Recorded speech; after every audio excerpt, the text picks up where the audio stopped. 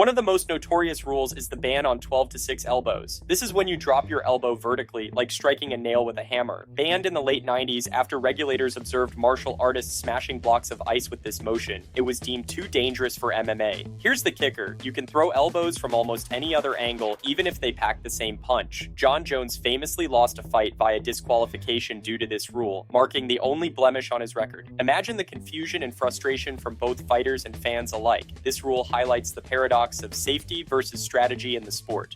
You can't knee or kick the head of a grounded opponent. A fighter is considered grounded if anything but the soles of their feet is touching the mat. This includes a hand, knee, or hip. Once grounded, their head becomes protected, no knees or soccer kicks allowed. This has led to some bizarre moments where fighters cleverly place a fingertip on the ground just to avoid head strikes. It's a fascinating loophole that showcases the strategic depth of the sport. The unintended consequences of this rule can lead to both tactical advantages and frustrating stalemates. No grabbing the fence?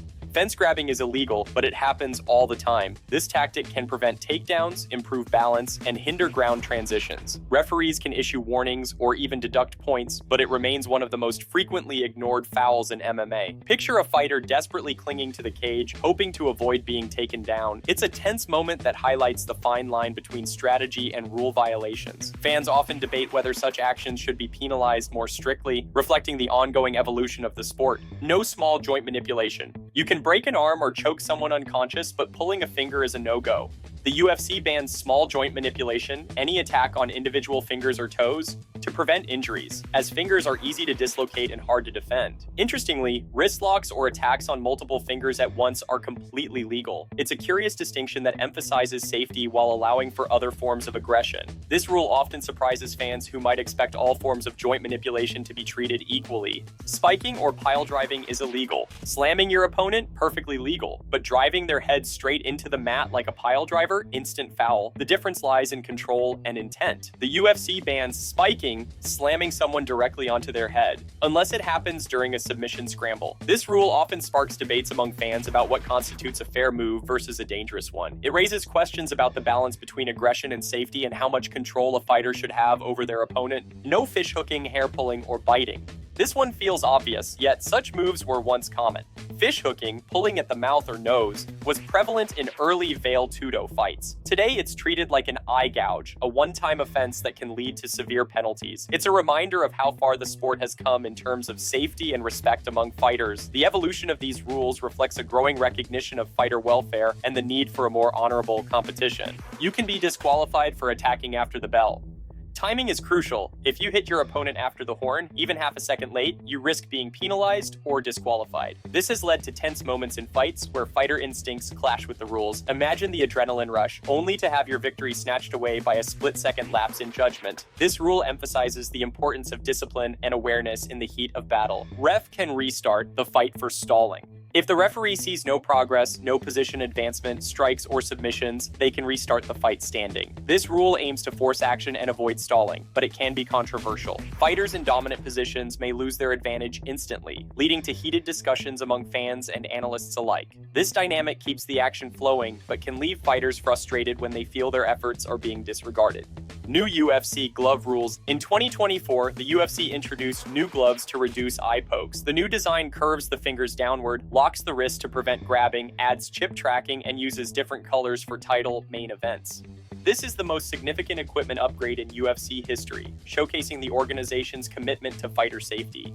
Fans and fighters alike are eager to see how these changes impact future bouts and reduce injuries. Hand wrapping has specific rules. Fighters must follow strict guidelines for wrapping their hands, including a set length of gauze, limited tape width, and padding that can't extend past the knuckles. Commission officials monitor the process closely, and if it's even slightly wrong, they'll demand a rewrap. This meticulous attention to detail is crucial for ensuring fighter safety and fair competition. It underscores the professionalism required in the sport and the lengths taken to protect the athletes. No Vaseline below the eyes. Cutmen apply Vaseline to prevent cuts, but it's only allowed on the face and above the eyes. Why?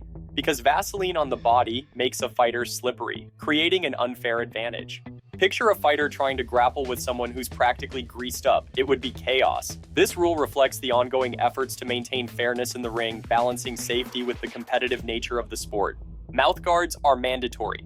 Forget your mouth guard? No fight. Lose it during the match. The ref stops the action to replace it. This rule underscores the importance of protecting fighters' dental health and ensuring safety inside the octagon. It also adds an extra layer of strategic planning, as fighters must be mindful of their equipment throughout the match. Corners can throw the towel, but rarely do. UFC corners can stop the fight by throwing in the towel, but they rarely do. The official method involves notifying the referee. Some commissions won't even recognize a literal towel throw, which adds an element of tension for fighters and corners alike. This reluctance to intervene often leads to heated discussions about fighter safety versus the desire to let them continue. You can't fake a glove touch. A glove touch symbolizes respect, but faking it to land a cheap shot, not technically illegal, but heavily frowned upon. Fighters who engage in this tactic often find themselves booed, fined, or worse, blacklisted by fans and fellow fighters. It's a testament to the code of honor that exists in the sport, highlighting the importance of integrity even in the heat of competition. No talking to opponent or ref mid-fight. Excessive talking during a fight can be seen as stalling or taunting, leading to warnings or penalties from the referee. This rule ensures that fighters remain focused on the match, preserving the intensity and seriousness of the competition. It also adds a psychological element to fights, as silence can amplify the tension in the octagon. No greasing or oiling up. Fighters can't apply lotions, oils, or anything slippery before the match. It creates an unfair advantage in grappling exchanges. Referees check arms, chest, and back before every fight, ensuring a level playing field. Imagine a fighter slipping through their opponent's grasp. It would lead to chaos in the octagon. This rule emphasizes the commitment to fairness and safety in the sport. No strikes to the spine or back of the head. You can punch the side of the head, but strikes to the back or spine are illegal due to the risk of nerve damage or paralysis.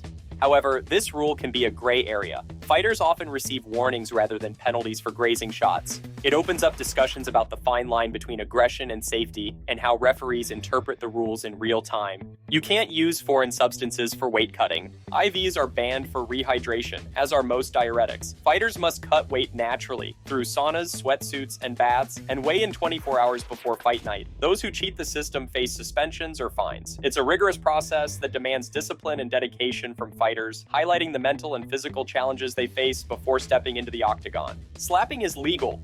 Believe it or not, slapping is legal in the UFC. While it may seem unconventional, fighters can use slaps as a legitimate striking method. However, it's not commonly employed because slaps are generally less effective than punches. Notably, Nick Diaz has famously used slaps to taunt his opponents, showcasing his unique style. This rule highlights the creativity and tactics fighters can employ, even if slapping isn't a go-to move in the octagon. You can't grab your opponent's shorts or gloves. In the UFC, fighters are prohibited from grabbing their opponent's shorts or gloves. While a fighter can grab their own gear for leverage, any attempt to hold on to an opponent's equipment is considered a foul. This rule is in place to maintain fairness and prevent any unfair advantage that could arise from manipulating an opponent's gear. It's a subtle but crucial aspect of the sport, emphasizing the importance of skill over trickery in achieving victory. The towel trick is banned. The infamous towel trick is a tactic that has been banned in the UFC. Fighters used to leverage towels during weigh-ins to appear lighter, a strategy famously employed by Daniel Cormier.